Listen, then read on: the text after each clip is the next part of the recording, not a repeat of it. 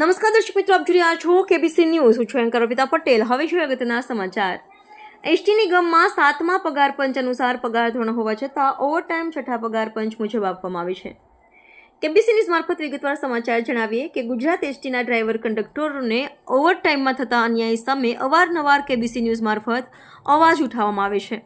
આ અવાજમાં કામદારોને ઓવરટાઈમ ચૂકવવામાં થતા અન્યાય સામે એસટી કર્મચારી મહામંડળના તાજેતરમાં બિનહરીફ ભરાયેલા યુવા અને ખૂબ જ નાની ઉંમરના લડાયક કામદારોના હિતરક્ષક દિલીપસિંહજી ગોહિલની આગેવાનીમાં કર્મચારી મહામંડળ દ્વારા એસટી મધ્યસ્થ કચેરી સેન્ટર ઓફિસ રજૂઆત કરવામાં આવી.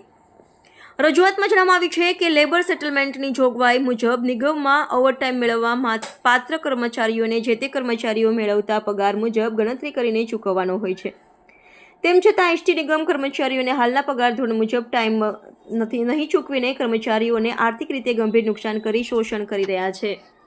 2019 7મા પગાર પંચ મુજબ કર્મચારીઓને પગાર ચૂકવવામાં આવે છે અને ઓવરટાઈમ પણ જે પગાર મળે છે તે મુજબ જ ચૂકવવાનો થતો હોય તેમ છતાં વહીવટ દ્વારા 6ઠા પગાર પંચ મુજબ ચૂકવવામાં આવે છે, જેનો વિરોધ કરી ડ્રાઈવર કંડક્ટરોને 7મા પગાર પંચ મુજબ ઓવરટાઈમ ચૂકવવામાં રજૂઆત સાથે માંગણી કરવામાં આવી છે અને બાકી નીકળતી ઓટીની રકમ આરએસ સાથે ચૂકવણી આપવી માંગણી કરવામાં આવી છે.